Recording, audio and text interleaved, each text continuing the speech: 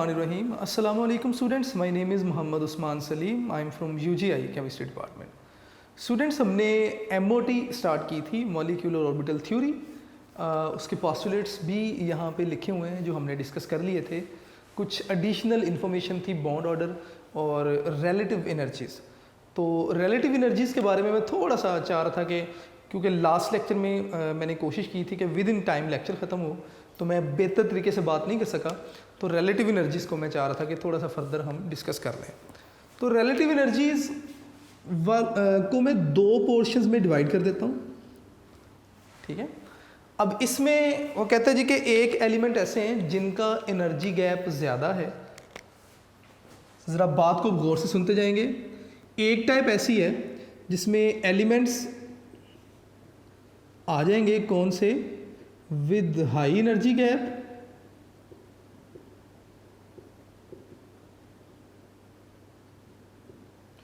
और एक एलिमेंट ऐसे होंगे जिनका एनर्जी गैप कंपैरेटिवली कम होगा।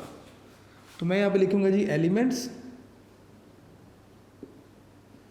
विद लो एनर्जी गैप, ऐसे एलिमेंट जिनका एनर्जी डिफरेंस या एनर्जी गैप जो है वो कम होगा। अब इनको समझने के लिए हम डायरेक्ट पहले एनर्जी डायग्राम देखेंगे और फिर आगे हम बात करेंगे। तो जब भी आप बॉन्ड बनवाएंगे या स्ट्रक्चर्स बनाएंगे मॉलिक्यूलर ऑर्बिटल थ्योरी के अकॉर्डिंगली, तो हम एनर्जी डायग्राम यूज़ करेंगे। फॉर एग्जांपल मैंने कोई से भी दो एटम देख लिए। एटम्स के नेम मैं यहाँ पे नहीं लिख रहा, बुक में तो खैर मेंशन्ड है ऑक्सीजन और नाइट्रोजन, तो लेकिन मैं फ़िलहाल यहाँ पे नेम नहीं लिखूँगा, बाद में हम नेम दे देंगे। मैं उनको डिस्कस कर रहा हूँ जिन एटम्स के लिए एनर्जी गैप ज़्यादा है, ठीक है। अब फ़र्ज़ करें कि उन एटम के सबसे पहले s ऑर्बिटल ओवरलैप करेंगे, तो मैंने s के सामने s लिख दिया। जब दो ऑर्बिटल मिलेंगे तो दो नए ऑर्बिटल बन जाएंगे, एक एंटी बॉन्डिंग जिसकी एनर्जी कम होगी और एक बॉन्डिंग जिसकी एनर्जी जो है वो ज़्यादा होगी। किससे कम या किससे ज़्यादा? मिलने वाले ऑर्बिटल से। अगर आप देखें मिलने वाले ऑर्बिटल्स की एनर्जी ये है, बॉन्डिंग की एनर्जी कम होगी और एंटी बॉन्डिंग की एनर्जी ज़्यादा। कब? अगर मैं इसे नाम दे दूँ एनर्जी डायग्राम का। s ऑर्बिटल मिला, s ऑर्बिटल मिला, अब p ऑर्बिटल्स b मिलेंगे। मैं यहाँ पे लिख दूँगा बेटे px py और ये pz, और इसी तरह दूसरी तरफ भी आप लिख देंगे px py pz, क्योंकि p में तीन ऑर्बिटल हैं। अगर मैं इनके ऑर्बिटल्स की डायग्राम बनाऊं तो सबसे पहले px आ जाएगा, उसके बाद py आ जाएगा, pz, दोनों की एनर्जी इक्वल है, उसके बाद फिर py pz, और उसके बाद फिर आखिर में px। इसका नाम s और इसका नाम भी s। ss मिलेंगे तो हमेशा सिग्मा बॉन्ड बनेगा, तो ये सिग्मा s और ये sigma star s। px py pz, px py pz, इसका मतलब नए ऑर्बिटल बनेंगे, तीन बॉन्डिंग तीन एंटी बॉन्डिंग। px जब मिलेंगे तो सिग्मा बॉन्ड, तो सिग्मा px। ये दोनों py हैं और pz हैं, दोनों की एनर्जी इक्वल है, तो मैं लिख सकता हूँ कि pi py equal to pi pz। बेटे दोनों सेम लेवल पे पड़े हुए हैं। अगर p ऑर्बिटल्स के एक ऑर्बिटल में से कोई भी सिग्मा बॉन्ड बनाएगा तो ऑब्वियसली बाकी दो पाई बॉन्ड ही बनाएंगे, क्योंकि सिग्मा बॉन्ड हमेशा एक ही बनता है। अब ये एंटी बॉन्डिंग आ गए। एंटी बॉन्डिंग में सबसे पहले पाई वाले ऑर्बिटल आएंगे, तो इनके नेम क्या होंगे? मैं यहाँ पे लिख देता हूँ pi star py, and equal हो जाएगा जी ये किसके? पाई स्टार pz के। और आखिर में ये कौन है जी? सिग्मा x है, तो सिग्मा स्टार px, क्योंकि ये एंटी बॉन्डिंग के केस में आ रहा है, ठीक है। अगर मैं इनकी रिलेटिव एनर्जी दिखना चाहूँ तो सबसे पहले इसकी बारी आएगी, फिर उसके बाद ये, फिर उसके बाद ये, फिर ये आ जाएंगे, फिर ये आ जाएगा, फिर ये आ जाएगा, यानी कि नीचे से ऊपर की तरफ आपने बताते जाना है। सबसे कम एनर्जी किसकी है? ये आपके पास, अगर मैं इसे फर्स्ट ऑर्बिटल कह दूँ तो मैं कह सकता हूँ कि सिग्मा 1s, या सिंपली मैं इसे लिख दूँगा जी सिग्मा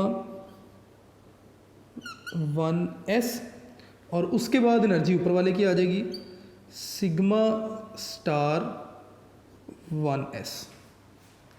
ठीक है, अच्छा जी, उसके बाद 1s के बाद 2s ऑर्बिटल आ जाता है। अब ये सेकंड शेल मैंने आपको दिखाया, इसका मतलब इसके नीचे पहला शेल होगा। पहले शेल में तो होता ही सिर्फ s ऑर्बिटल है, इसका मतलब पहले शेल के जो s ऑर्बिटल है उनके लिए भी तो इसी पैटर्न को फॉलो किया जाएगा। अगर उसकी तरह बात शुरू करूं तो पहले ऑर्बिटल का सिग्मा, फिर सिग्मा स्टार, फिर अब ये दूसरा शेल शुरू हो गया सिग्मा और इसका सिग्मा स्टार। इसका मतलब दूसरा बारी आ गई तो मैं लिखूंगा जी सिग्मा दूसरे शेल का s orbital greater than sigma दूसरे शेल का s ऑर्बिटल, लेकिन एंटी बॉन्डिंग में आ गया। सिग्मा के बाद p आ जाएगा। फिर आप नेक्स्ट लिखेंगे जी, मैं अपनी बात को इस तरफ से स्टार्ट करूंगा, सिग्मा px, p के बाद py और pz आ रहे हैं और पाई बना रहे हैं दोनों, तो मैं लिखूंगा जी पाई py, दोनों बराबर हैं तो इक्वल टू पाई pz। अगर आप देखें एनर्जी डायग्राम में दोनों की पोजीशन सेम है। फिर उसके बाद पाई स्टार py pz आ जाएंगे, तो मैं लिखूंगा जी पाई स्टार py इक्वल हो जाएगा जी पाई स्टार pz, और फाइनली हम लिखेंगे जी सिग्मा स्टार px। ये बेटे रिलेटिव एनर्जी होगी ऑर्बिटल्स की, कि सबसे कम एनर्जी पहले शेल के s ऑर्बिटल की और उसका एंटी बॉन्डिंग, फिर उससे कम, उससे ज़्यादा दूसरे शेल का s एंटी बॉन्डिंग, दूसरे शेल का p। ठीक है, अगर मैं यहाँ पे 2 भी लिख दूँ और इसके साथ भी आप 2 लिख दें तो दूसरा शेल पूरा कंप्लीट करते जाएं आप, इसके बाद थर्ड आ जाएगा, तो ये रिलेटिव एनर्जी हो जाएगी। कौन से एलिमेंट हैं जिनकी एनर्जी गैप ज़्यादा होता है, मैं यहाँ पे लिख दूंगा जी एलिमेंट्स विद एटॉमिक नंबर 8 और अबव।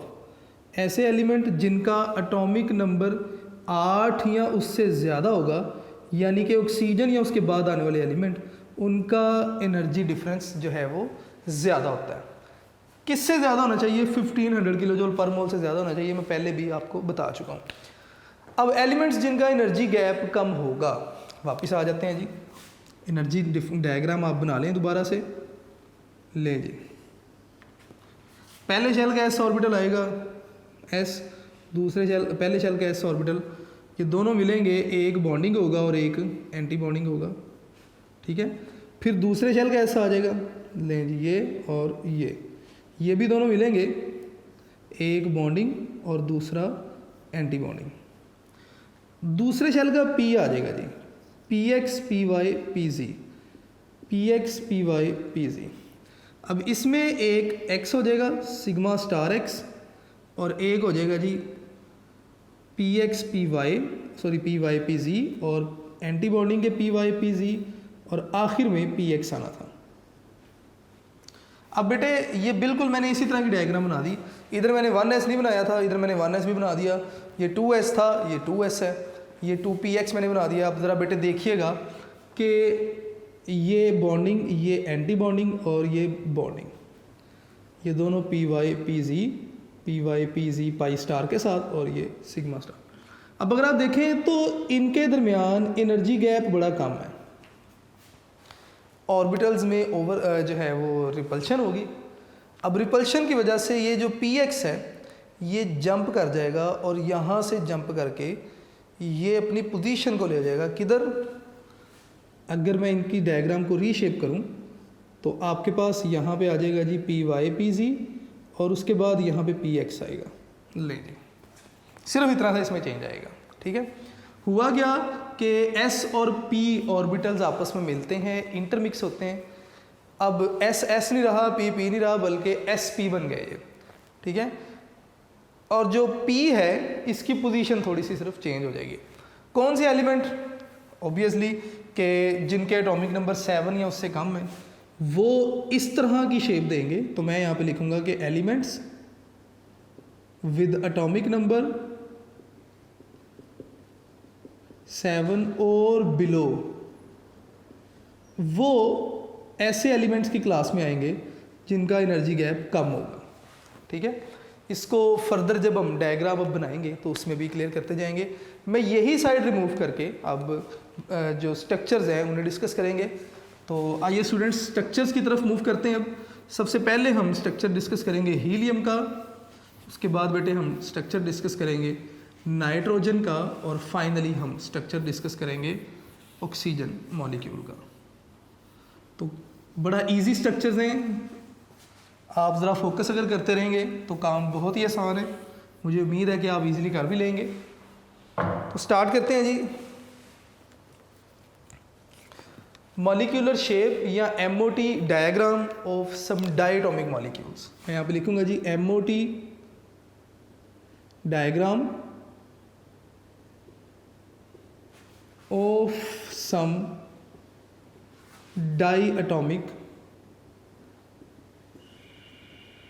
मॉलिक्यूल्स। कुछ डायटोमिक मॉलिक्यूल्स की आप MOT डायग्राम जो है वो हम देखेंगे। तो सबसे पहले हम बात करेंगे हीलियम की। स्टूडेंट्स हीलियम मॉलिक्यूल को हम डिस्कस करने जा रहे हैं, और यहाँ पे क्वेश्चन ये भी हो सकता है कि प्रूव बाय MOT कि prove that He2 does not exist, और ये आपने प्रूव करना है MOT की मदद से। तो यहाँ से ये क्वेश्चन भी बन सकता है, तो ज़रा बेटे देखते रहेंगे। अब इसे स्टार्ट करते हैं जी। हीलियम He, अब इसका एटॉमिक नंबर क्या होता है जी हीलियम का? वही तरीक़ेकार जो हम पहले से यूज़ करते आ रहे हैं। सबसे पहले आप बताएंगे जी इसका एटॉमिक नंबर, कि हीलियम का एटॉमिक नंबर क्या है जी। हीलियम का एटॉमिक नंबर है जी 2। इसका मतलब अब आपने इलेक्ट्रॉनिक कन्फिग्रेशन बतानी है, तो हीलियम की जो इलेक्ट्रॉनिक कन्फिग्रेशन होगी दैट विल बी 1s2, यानी कि पहले शेल का s ऑर्बिटल और उसमें दोनों इलेक्ट्रॉन्स आ जाएंगे। ठीक है, अब एनर्जी डायग्राम भी हमने बतानी है, तो मैं डायरेक्ट इस तरफ एनर्जी डायग्राम की बात करूंगा कि एनर्जी डायग्राम के हीलियम मॉलिक्यूल की एनर्जी डायग्राम किस तरह होगी। बेटे वही तरीका, आप 2 लाइनें लगाएंगे। लें जी, एक लाइन इस तरफ और एक लाइन इस तरफ। एनर्जी अपवर्ड इंक्रीज हो रही है, ये आपने बता देना है। ठीक है, 2 हीलियम के एटम आएंगे, एक हीलियम का एटम इस तरफ बता दें किस तरह इलेक्ट्रॉनिक कन्फिग्रेशन है। s ऑर्बिटल में 2 इलेक्ट्रॉन है, तो एक हीलियम एटम का s ऑर्बिटल और उसमें 2 इलेक्ट्रॉन। तो मैं इसको लिख दूंगा कि ये s ऑर्बिटल है हीलियम एटम का। मैं अब लिख दूंगा कि s orbital of helium atom, एक हीलियम एटम का s ऑर्बिटल। अब हीलियम He2 डिस्कस कर रहे हैं, यानी कि 2 हीलियम एटम मिल रहे हैं।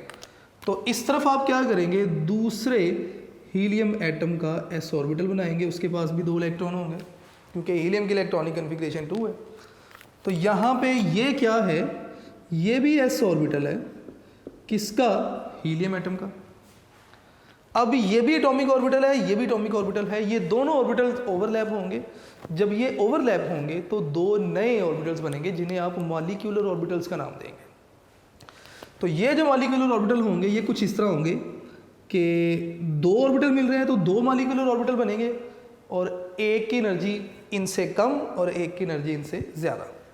तो जो कम एनर्जी वाले होंगे वो बॉन्डिंग मॉलिक्यूलर ऑर्बिटल कहलाएंगे। लें जी, मैं अब डायग्राम बनाने जा रहा हूँ, ज़रा देखते रहिएगा बेटे। एक आपके पास ये बन गए, ठीक है, और एक आपके पास मैं रेड से बना देता हूँ कि ये बन गए जनाब।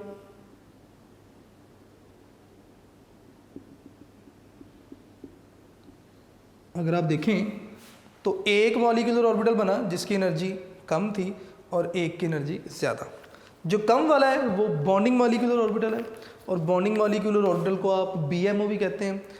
S मिल रहा है, ये भी S मिल रहा है, तो इसका मतलब एक आपके पास बनेगा जी सिग्मा S, और जो एंटी बॉन्डिंग है उसका आप नाम रखेंगे sigma star S। Sigma star S. अब ज़रा डायग्राम देखेंगे। मैंने आपसे कहा कि एटॉमिक ऑर्बिटल ओवरलैप करेंगे और मॉलिक्यूलर ऑर्बिटल बनाएंगे। इसने और इसने ओवरलैप किया, एनर्जी डायग्राम में आपने दिखाएंगे, और इनके ओवरलैप करने से मॉलिक्यूलर ऑर्बिटल बन रहे हैं। ठीक है। फिर मैंने कहा जी कि जितने ऑर्बिटल मिलेंगे उतने ही नए मॉलिक्यूलर ऑर्बिटल बनेंगे। 2 एटॉमिक ऑर्बिटल मिले थे तो 2 नए मॉलिक्यूलर ऑर्बिटल मिल रहे हैं। फिर मैंने कहा जी इनमें से हाफ मॉलिक्यूलर ऑर्बिटल जो है वो बॉन्डिंग मॉलिक्यूलर ऑर्बिटल और हाफ एंटी बॉन्डिंग होंगे। तो अगर आप देखें तो 2 मिल रहे थे, 2 नए बनने थे, एक को मैंने बॉन्डिंग कह दिया और एक को एंटी बॉन्डिंग कह दिया। मैं ये भी यहाँ पे लिख देता हूँ ताकि आपको फ़र्क जो है वो क्लियर रहे। बॉन्डिंग और ये हो जाएगा जी एंटी बॉन्डिंग मॉलिक्यूलर ऑर्बिटल। उसके बाद मैंने आपसे ये कहा कि अगर हेड टू हेड ओवरलैप होगा तो बॉन्डिंग को आप सिग्मा और एंटी बॉन्डिंग को सिग्मा स्टार। तो S S head to head overlap ही है। बॉन्डिंग को मैंने सिग्मा इसका नाम दे दिया, एंटी बॉन्डिंग को सिग्मा स्टार का नाम दे दिया। ठीक है, साइड वाइज यहाँ पे नहीं हो रही। अब नेक्स्ट आपने इलेक्ट्रॉनिक कॉन्फ़िगरेशन कर देनी है, यानी कि इनमें इलेक्ट्रॉन रखने हैं। ज़ाहिर बात है, एटॉमिक ऑर्बिटल थे, ओवरलैप किए, बॉन्डिंग मॉलिक्यूलर ऑर्बिटल बन गए। अब इसमें 2 इलेक्ट्रॉन, इसमें 2 इलेक्ट्रॉन, टोटल 4 इलेक्ट्रॉन है। आपने इन दोनों में 4 इलेक्ट्रॉन फिल करने हैं। तो इलेक्ट्रॉन फिल करते हुए आप इन तीनों प्रिंसिपल्स का ख्याल रखेंगे। पहला प्रिंसिपल अफबाउ प्रिंसिपल कहता है जी कि इलेक्ट्रॉन सबसे पहले लोएस्ट एनर्जी वाले ऑर्बिटल में आएंगे। तो मैं यहाँ पे इलेक्ट्रॉन्स रखता हूँ जी, लोएस्ट एनर्जी इसी की है, लो जी इलेक्ट्रॉन। दूसरा पॉली एक्सक्लूजन कहता है जी कि कभी भी एक ही ऑर्बिटल में 2 इलेक्ट्रॉन ऐसे नहीं आएंगे जिनकी स्पिन सेम हो। तो मैंने स्पिन ऑपोजिट कर दी, लें जी। तीसरा रूल ये कहता है कि अगर एनर्जी ऑर्बिटल्स की एनर्जी इक्वल है, जैसे P X P Y P Z हैं, तो पहले आप तीनों ऑर्बिटल में एक एक इलेक्ट्रॉन फिल करेंगे, फिर उनको पेयर करेंगे। तो मेरे पास तो पी एक्स नहीं आ रहा या पी वाई या पी जी नहीं, तो इसका मतलब अभी इसकी ज़रूरत नहीं है। टोटल 2 और 2 4 इलेक्ट्रॉन, 2 इसमें आ गए और 2 इलेक्ट्रॉन इसमें आ गए। लें जी, एनर्जी डायग्राम कंप्लीट। बस इतना सा काम था। आपने एनर्जी डायग्राम बनाई, ऑर्बिटल्स लिखे, जितने ऑर्बिटल मिलाए उतने नए बना दिए, बॉन्डिंग और एंटी बॉन्डिंग कह दिया। उसके बाद फर्दर अब हम थोड़ा सा यहाँ से इन्फॉर्मेशन दे देंगे। अब आपने बॉन्ड ऑर्डर बताना है सबसे पहले। तो बॉन्ड ऑर्डर का फार्मूला हमारे पास क्या था, अगर आपको याद हो तो, number of electrons in bonding molecular orbitals कितने हैं जी, 2। तो मैं लिखूंगा जी 2 minus number of electron in anti bonding molecular orbital 2 divided by 2। तो 0/2 इसका मतलब 0। तो यहाँ से प्रूफ हुआ कि He2 के दरमियान तो बॉन्ड बन ही नहीं रहा, बॉन्ड ऑर्डर क्या है, 0 है। उसके बाद आपने क्या करना है, आपने इसका मैग्नेटिक बिहेवियर बता देना है।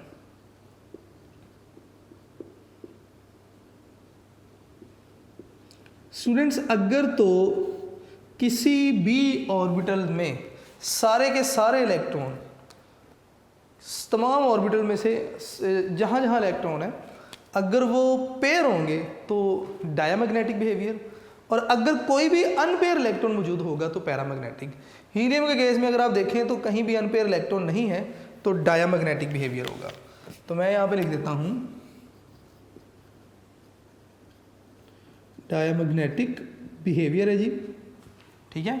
और फाइनली आपने रिलेटिव एनर्जी बता देनी है कि ऑर्बिटल्स की एनर्जी किस तरह है। तो मैं यहाँ पे लिख दूंगा जी कि रिलेटिव एनर्जी ऑफ ऑर्बिटल्स, के ऑर्बिटल्स की जो एनर्जी है वो किस तरह है। तो आप देख लेंगे, सबसे पहले ये आ रहा है और उसके बाद ये आ रहा है, पहला ही शेल है। तो मैं लिखूंगा जी कि सिग्मा 1s की एनर्जी सबसे कम, उसके बाद आपके पास कौन आ गया, सिग्मा स्टार आ गया। फिर आप लिखेंगे जी सिग्मा स्टार 1s।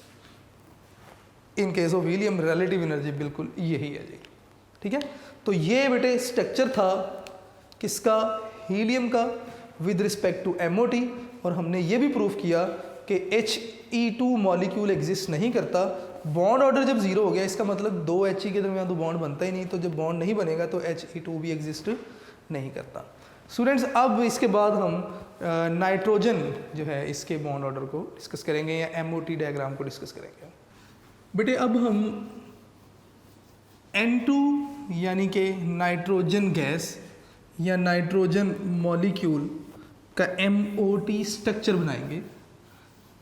तो इसमें भी बिल्कुल वही तरीका जो हमने हीलियम के लिए यूज़ किया था वही हम मेथड यूज़ करेंगे। तो स्टार्ट करते हैं बेटे। H या N2 मॉलिक्यूल,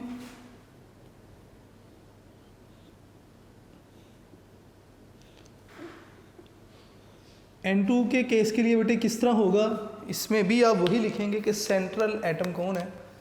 तो मैं यहाँ पे लिखूँगा जी सेंट्रल एटम, ऑलरेडी यहाँ पे नाइट्रोजन ही है और नाइट्रोजन का एटॉमिक नंबर 7 है। नाइट्रोजन की अगर आप इलेक्ट्रॉनिक कन्फिग्रेशन लिखेंगे दैट इज़ 1s2, उसके बाद 2s2 और 2px 2py और 2pz, px py और pz, 2px 2py 2pz, एक और एक इलेक्ट्रॉन, टोटल 7 इलेक्ट्रॉन नाइट्रोजन के कंप्लीट हो गए। ठीक है, इलेक्ट्रॉनिक कन्फिग्रेशन बताने के बाद आपने एनर्जी डायग्राम लिखनी है। तो मैं यहाँ पे एनर्जी डायग्राम लिखूंगा जी।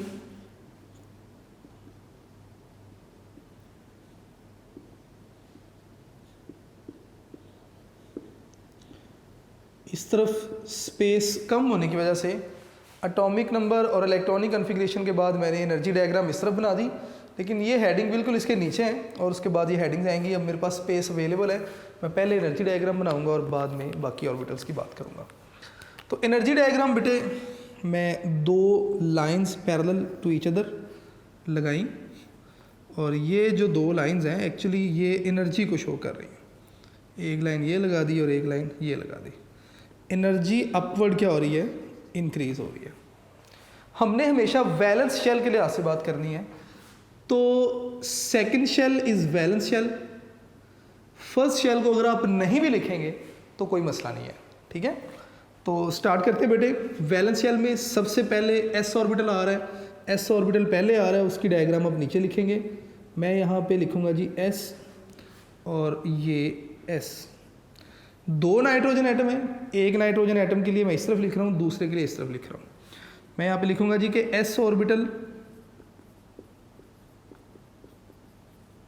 ऑफ नाइट्रोजन और ये 2s ऑर्बिटल है और ये भी 2s। अगर ऑर्बिटल लिखूँगा तो s और अगर सबशेल लिखूँगा तो 2s।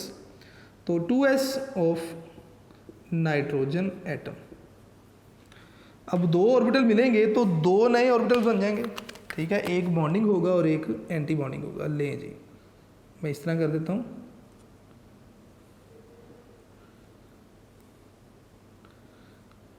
आप स्केल यूज़ कर सकते हैं, स्केल ज़रूर यूज़ करें बल्कि, ताकि डायग्राम सही बने।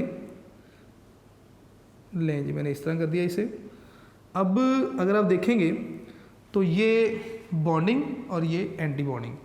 सेकंड शेल से बात कर रहा था तो ये सिग्मा एस, ये sigma star S. Second shell के एस ऑर्बिटल में इधर भी 2 इलेक्ट्रॉन और इधर भी 2 इलेक्ट्रॉन, टोटल 4 इलेक्ट्रॉन हो गए। 2 सिमिलरली इधर आ जाएंगे और 2 इधर आ जाएंगे, 4 इलेक्ट्रॉन कंप्लीट हो गए। अब पी ऑर्बिटल आ जाएगा।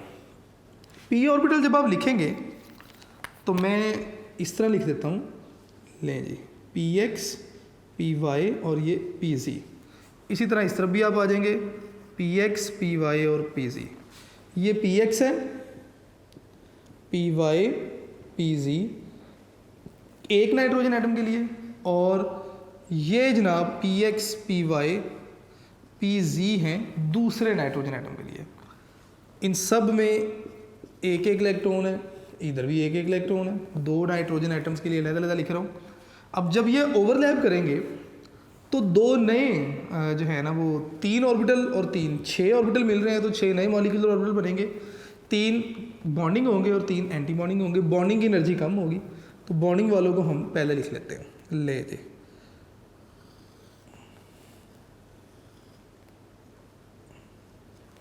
अब बेटे नाइट्रोजन उस केस में आ जाता है जिनकी एनर्जी गैप कम था, तो इनका px जंप करके ऊपर आ जाता था। तो इसलिए आप नाइट्रोजन के लिए py और pz पहले लिखेंगे और px को आप बाद में लिखेंगे। लेंगे, अब उसके बाद फिर आ गए आपके पास py और pz आ गए। और आखिर में पी एक्स आ जाएगा। बड़ी सिंपल सी इंफॉर्मेशन है सारी। इनके नाम आप लिख देंगे। ये आपके पास पाई पी वाई है और ये आपके पास पाई पी जी है। पी एक्स ऊपर आ गया था रिपल्शन की वजह से, तो ये सिग्मा पी एक्स है। अब ये पी वाई और पी जी आगे दोबारा, ये पाई स्टार पी वाई, ये पाई स्टार पी जी और ये आपके पास सिग्मा स्टार पी एक्स है। आपने अब इलेक्ट्रॉन्स की फिलिंग कर देनी है। तीनों प्रिंसिपल्स को हम फॉलो करेंगे। पहले इलेक्ट्रॉन इनमें आएंगे, लो एनर्जी है अफबाउ प्रिंसिपल के मुताबिक। सिंगल सिंगल इलेक्ट्रॉन इसलिए रखा क्योंकि जब भी आप फिलिंग करेंगे इलेक्ट्रॉन की तो पहले सिंगल सिंगल इलेक्ट्रॉन अगर एनर्जी इक्वल है तो फिर आप उनको पेयर करेंगे। उसके बाद ये ऑर्बिटल आ गया, लें जी टोटल 1 2 3 4 5 6 इलेक्ट्रॉन्स थे, 6 यहाँ पर ही कंप्लीट हो गए। तो ये बेटे एनर्जी डायग्राम थी N2 के लिए। अब आपने इसकी रिमेनिंग इन्फॉर्मेशन बता देनी है। अब आपने इसका बॉन्ड ऑर्डर बताना है, तो मैं यहाँ पे हेडिंग दूंगा जी बॉन्ड ऑर्डर की। आप बता दें कि number of electron in bonding molecular orbital minus number of electron in anti bonding. तो number of electron in bonding molecular orbital कितने हैं जी? 6 माइनस एंटी बॉन्डिंग में 0 डिवाइडेड बाई 2। तो आपके पास आंसर आएगा 6/2, यानी कि आंसर आ गया आपके पास 3। इसका मतलब ट्रिपल बॉन्ड होगा N2 मॉलिक्यूल के दरमियान, और ट्रिपल बॉन्ड ही होता है। इसके बाद बेटे आपने इनका एनर्जी या रिलेटिव एनर्जी बता देनी है। रिलेटिव एनर्जी बड़ी सिंपल इंफॉर्मेशन, बिल्कुल वैसे जैसे मैंने पहले भी बताया था कि ये तो सेकंड शेल है, सेकंड शेल से पहले आता है एस ऑर्बिटल। तो एस के भी दो हो जाएंगे, एक बॉन्डिंग और एक एंटी बॉन्डिंग। तो मैं लिखूंगा जी सिग्मा 1s, उसके बाद सिग्मा स्टार 1s, फिर सिग्मा 2s, और उसके बाद कौन सा आ गया था? Sigma star 2x।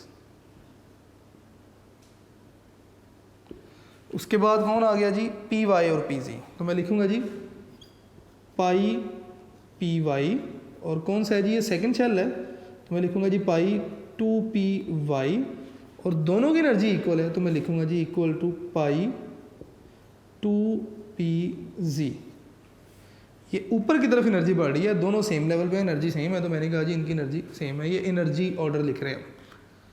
उसके बाद सिग्मा पी एक्स आ जाएगा, सिग्मा 2px।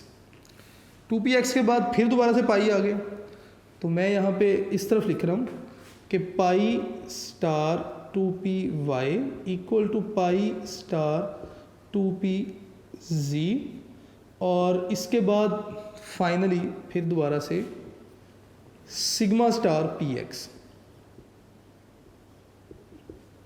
ये बेटे एनर्जी जो है वो रिलेटिव एनर्जी होगी ऑफ द ऑर्बिटल्स। फाइनली आपने मैग्नेटिक बिहेवियर बता देना है, तो मैं यहाँ पे लिखूँगा जी मैग्नेटिक बिहेवियर किस तरह होगा। आप बता देंगे कि कितने पेयर या अनपेयर इलेक्ट्रॉन हैं। तो आप देखें कि कहीं पे भी कोई अनपेयर इलेक्ट्रॉन मौजूद नहीं है, तो आप बताएंगे जी कि डायमैग्नेटिक बिहेवियर होगा। मैं यहाँ पे लिखूँगा जी डायमैग्नेटिक बिहेवियर। क्यों? रीज़न उसकी ये है कि नो अनपेयर इलेक्ट्रॉन, सारे के सारे इलेक्ट्रॉन पेयर्ड है। फाइनल बेटे इसी टॉपिक में जो डायग्राम है that is of oxygen O2 molecule. तो मैं ये सारी इन्फॉर्मेशन यहाँ से मिटा के अब हम ऑक्सीजन जो है उसकी डायग्राम देखेंगे। सेम पैटर्न हमने फॉलो करना है बेटे।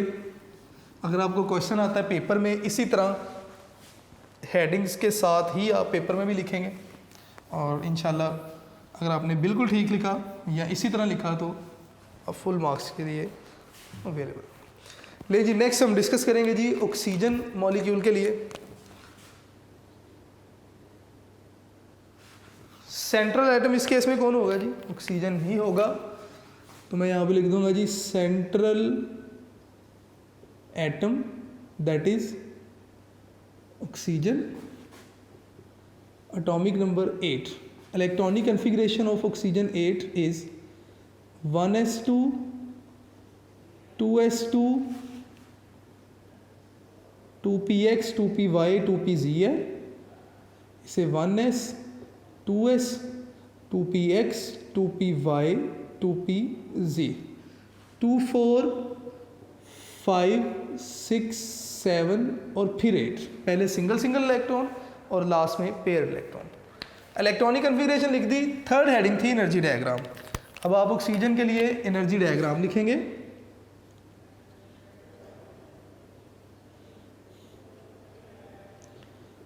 अब बेटे बात मेरी याद रखिएगा कि सिर्फ आप एनर्जी डायग्राम में सिर्फ उन ऑर्बिटल्स के लिए भी लिख सकते हैं जहाँ पे जो वैलेंस ऑर्बिटल है। फॉर एग्जांपल पहले शेल का एस ऑर्बिटल, ये तो हम लिखेंगे नहीं क्योंकि इनर शेल है। वैलेंस शेल पे आप आ गए, वैलेंस शेल में एस ऑर्बिटल कंप्लीट है। इसका मतलब अगर आप इसकी एमओटी डायग्राम बनाएंगे तो ये बिल्कुल ऐसे ही आएगा कि आपने इधर भी ऑर्बिटल बना दिया, इधर भी ऑर्बिटल बना दिया, एस सब शेल कंप्लीट थे, तो ये बिल्कुल ऐसी ही शेप आपके वापस आ जाएगी। अब जो इनकम्प्लीट सब शेल है वो पी है, तो इसका मतलब अगर आप खाली पी के लिहाज से एनर्जी डायग्राम बनाएंगे तो तब भी ठीक होगा। ठीक है, तो मैं एनर्जी डायग्राम बनाने जा रहा हूँ, ज़रा देखते रहेंगे आप लोग साथ साथ। फिर भी मैं एनर्जी डायग्राम कंप्लीट बनाने के बाद आपको बताऊँगा कि अगर आप स्किप कर दें बीच में से एस को तो कोई फ़र्क नहीं पड़ेगा। एनर्जी अपवर्ड क्या हो रही है बेटे, इंक्रीज़ हो रही है। अब सबसे पहले वैलेंस शेल का एस ऑर्बिटल आप बनाएंगे, तो मैं यहाँ पे लिखूँगा जी कि S orbital of one oxygen atom और बिल्कुल इसके सामने S orbital of other oxygen atom. ये एस ऑर्बिटल है ऑफ ऑक्सीजन एटम और ये सेकंड शेल का एस ऑर्बिटल है। फर्स्ट मैंने नहीं लिख रहा क्योंकि वो कंप्लीट है। अब जब ये मिलेंगे तो एक बॉन्डिंग और एक एंटी बॉन्डिंग लें जी। यहाँ पे आपके पास बॉन्डिंग आ गया और यहाँ पे आपके पास एंटी बॉन्डिंग आ गया। एस ऑर्बिटल में कितने इलेक्ट्रॉन हैं? 2 इलेक्ट्रॉन हैं। 2 ही आप यहाँ पे कर दें, 2 ही आप यहाँ पे कर दें, टोटल 4 इलेक्ट्रॉन हैं। तो इसका मतलब 2 यहाँ पे आ जाएंगे, 2 यहाँ पे आ जाएंगे। ये सिग्मा 2s है, ये सिग्मा स्टार 2s है। अब आपने p ऑर्बिटल्स की तरफ आ जाना है। तो p ऑर्बिटल्स के लिए जब हम लिखेंगे तो एनर्जी डायग्राम कुछ इस तरह होगी कि ये आपके पास आ जाएगा जी px py pz और इसी तरह इस तरफ भी आ जाएगा जी px py और ये pz। px में 2 इलेक्ट्रॉन, इधर भी 2 कर दिए, दूसरे एटम के px में भी 2 कर दिए, py में भी 1 और py में भी 1, pz में भी 1 और pz में भी 1। ये px है, ये py है, ये pz है एक ऑक्सीजन के लिए, ये px है, ये py है, ये pz है दूसरे ऑक्सीजन के लिए। 6 ऑर्बिटल मिल रहे हैं तो 6 ही नए मॉलिक्यूलर ऑर्बिटल बनेंगे, 3 बॉन्डिंग और 3 एंटी बॉन्डिंग। सबसे पहले आप लिखेंगे जी ऑक्सीजन के लिए px py pz लें जी।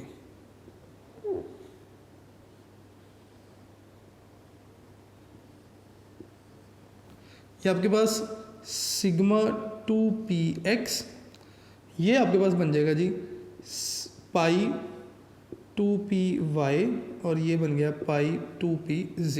ये 2 सेम एनर्जी पे पड़े हुए थे, ये बॉन्डिंग थे, इनके एंटी बॉन्डिंग एनर्जी ज़्यादा होगी। लें जी और आखिर में px सिग्मा स्टार px तो हमेशा ही ऊपर आएगा सबसे। ये आपके पास पाई स्टार 2py पाई स्टार 2pz और ये आपके पास सिग्मा स्टार 2px। अब टोटल 1 2 3 4 1 2 3 4 टोटल 8 इलेक्ट्रॉन्स हैं। 8 इलेक्ट्रॉन्स की फिलिंग आपने करनी है। पहले सबसे इसमें इलेक्ट्रॉन पेयर कर दें, single single pair pair, total हो गए 6 इलेक्ट्रॉन, इनमें आएंगे सिंगल और सिंगल, 8 इलेक्ट्रॉन्स कंप्लीट हो गए। ये बेटे एनर्जी डायग्राम है ऑक्सीजन के लिए। दोबारा से मैं अपनी बात को क्लियर करता जाऊँ। हम स्टार्ट में बार बार फोकस किया मैंने एनर्जी डिफरेंस वाले टॉपिक पे कि एनर्जी गैप ज़्यादा होगा तो क्या होगा, एनर्जी गैप कम होगा तो क्या होगा। अगर आप देखें तो नाइट्रोजन इसका एटॉमिक नंबर 7 था, ये उन एलिमेंट्स में आ रहा था जिनमें एनर्जी गैप कम था, तो इसका जो px था वो s के साथ रिपल्शन की वजह से y और z के ऊपर आ गया। लेकिन ऑक्सीजन वो एटम जिनमें एनर्जी डिफरेंस ज़्यादा है, तो ऑक्सीजन का px नीचे ही है, इसके px पे कोई फ़र्क नहीं आएगा। ये फ़र्क आपको पता होना चाहिए। ये क्लियर हो गया तो MOT आपकी सारी की सारी क्लियर हो जाएगी। अब आपने इसकी फर्दर जो इन्फॉर्मेशन है वो बता देनी है कि बॉन्ड ऑर्डर क्या होगा, एनर्जी रिलेटिव एनर्जी क्या होगी और मैग्नेटिक बिहेवियर। तो बेटा मैं यहाँ पे लिखता जाऊँगा साथ साथ। सबसे पहले आपने बता देना है जी बॉन्ड ऑर्डर क्या है। बॉन्ड ऑर्डर के लिए हमारे पास फार्मूला था number of electron in bonding minus number of electron in anti bonding. तो बॉन्डिंग में 6 है, तो मैं यहाँ पे लिखूँगा जी 6 माइनस एंटी बॉन्डिंग में 2 है, 6 माइनस 2 डिवाइडेड बाई 2, या आप इसे ये भी लिख सकते हैं कि 4 डिवाइडेड बाई 2। तो इसका आंसर बेटे 2 होगा। तो ऑक्सीजन मॉलिक्यूल में डबल बॉन्ड होता है, ठीक है। उसके बाद आपने इसकी रिलेटिव एनर्जी लिख देनी है। तो मैं यहाँ पे लिखूँगा जी रिलेटिव एनर्जी। रिलेटिव एनर्जी यही एनर्जी ऑर्डर आप लिखेंगे। आप इसको एनर्जी ऑर्डर भी कह सकते हैं, रिलेटिव एनर्जी भी, बिल्कुल ऐसे ही इसकी भी रिलेटिव एनर्जी होगी। सबसे पहले तो पहले शेल का एस ऑर्बिटल, तो मैं लिखूँगा जी सिग्मा 1s, उसके बाद सिग्मा स्टार 1s। फिर ये दूसरा शेल शुरू हो गया था सिग्मा 2s, और उसके बाद सिग्मा स्टार 2s, ये दोनों कंप्लीट। फिर उसके बाद सिग्मा 2px आ जाएगा, सिग्मा 2px, और उसके बाद पाई 2py और 2pz, पाई 2py इक्वल हो जाएगा जी पाई 2pz के। फिर उसके बाद पाई स्टार आ जाएंगे, मैं नीचे लिखूँगा यहाँ पे pi star 2py equal to pi star 2pz, और उसके बाद सिग्मा 2px।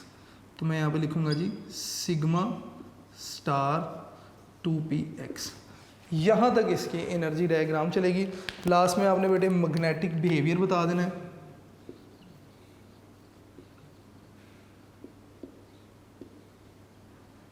मैग्नेटिक बिहेवियर देखने के लिए आप देखेंगे कि बॉन्डिंग या एंटी बॉन्डिंग में कहीं अनपेयर इलेक्ट्रॉन मौजूद है, तो इस केस में अनपेयर इलेक्ट्रॉन मौजूद है, तो होगा क्या कि इसका बिहेवियर पैरामैग्नेटिक हो जाएगा। तो मैं यहाँ पे लिखूँगा जी paramagnetic behaviour, paramagnetic behaviour हो जाएगा। तो स्टूडेंट्स ये आपके सिलेबस से रिलेटेड कुछ क्वेश्चन थे। अब आपने एक्सरसाइज के क्वेश्चंस देखने हैं। अब आपने एक्सरसाइज के क्वेश्चन 8, 9, 10, 12, 13 ये क्वेश्चंस आपने ज़रूर देखने एक्सरसाइज से। मैं दोबारा रिपीट कर रहा हूँ, क्वेश्चन नंबर 8, 9, 10, 12 और 13। बेटा इसमें आपको लास्ट में पैराग्राफ में वो ये भी कहेंगे कि आपने O2 + 2 और O2 - 2 के लिए भी एनर्जी डायग्राम बनानी है। ये एक्सरसाइज में भी पूछा जाएगा। अगर मैं O2 - 2 कहूँ, माइनस का मतलब इलेक्ट्रॉन ऐड हो गया, O2 - 2 का मतलब एक ऑक्सीजन में इलेक्ट्रॉन ऐड हुआ और दूसरे ऑक्सीजन में भी एक इलेक्ट्रॉन ऐड हो गया। इसका मतलब 2 इलेक्ट्रॉन एडिशनल है। आप एक इलेक्ट्रॉन यहाँ पे भी बना देंगे और एक इलेक्ट्रॉन यहाँ पे भी बना देंगे, ठीक है। इस तरफ भी O- हो जाएगा और इस तरफ भी O- हो जाएगा। फिर जब इलेक्ट्रॉन्स टोटल करेंगे तो अभी तो 4 और 4 8 थे, इलेक्ट्रॉन्स इधर इधर रखेंगे तो 5 और 5 10 हो जाएंगे। तो ये इलेक्ट्रॉन भी पेयर हो जाएंगे। सब कुछ ऐसे ही होगा, फ़र्क सिर्फ यहाँ पे और यहाँ पे आ गया। और जब ये भी इलेक्ट्रॉन पेयर हो जाएंगे तो बिहेवियर जो है वो पैरामैग्नेटिक नहीं रहेगा, डायमैग्नेटिक हो जाएगा। अगर वो O2 + 2 के लिए कहें तो प्लस का मतलब इलेक्ट्रॉन निकाल दिए गए। अब यहाँ से भी एक इलेक्ट्रॉन निकाल दें, यहाँ से भी एक इलेक्ट्रॉन निकाल दें, 6 इलेक्ट्रॉन हो जाएंगे। पेयरिंग करेंगे 6 इलेक्ट्रॉन यहाँ तक, ये ख़त्म, इनमें इलेक्ट्रॉन नहीं होंगे। तो फिर अनपेयर इलेक्ट्रॉन ख़त्म हो गए तो जनाब बिहेवियर दोबारा आपके पास क्या हो जाएगा, डायमैग्नेटिक बिहेवियर हो जाएगा। तो ये स्टूडेंट्स ओवरऑल MOT और उससे रिलेटेड कुछ स्ट्रक्चर्स थे। जो इसमें अक्सर जो बच्चा परेशान होता है वो सिर्फ यही है कि इस केस में px ऊपर है नाइट्रोजन के लिए, और अगर आप ऑक्सीजन के लिए देखेंगे तो px नीचे है। ऐसा क्यों है? नाइट्रोजन या इससे नीचे जितने भी एटम होंगे उनके लिए px हमेशा ऊपर ही होगा। क्यों? क्योंकि px और s के दरमियान जो एनर्जी डिफरेंस था वो कम था, रिपल्शन हुई, रिपल्शन की वजह से px जंप करके ऊपर चला जाएगा। जबकि ऑक्सीजन के केस में एनर्जी गैप ज़्यादा है, नो रिपल्शन, और px अपनी पोजीशन पे ही रहता है। तो स्टूडेंट ये हमारा आज का टॉपिक था। आपने अपने लेक्चर नोट्स ज़रूर बनाने हैं, यूनिक नोट्स ज़रूर देखें, शॉर्ट क्वेश्चन एमसीक्यूज़ मिलेंगे, वेस्पर के स्ट्रक्चर्स पूछे जाते हैं और एमओटी के स्ट्रक्चर्स पूछे जाते हैं। इनके स्ट्रक्चर्स आपको अच्छी तरह क्लियर होने चाहिए। तो इंशाल्लाह नेक्स्ट लेक्चर में बेटे नेक्स्ट टॉपिक देखेंगे। अपना ढेर सारा ख्याल रखिएगा। अस्सलाम वालेकुम।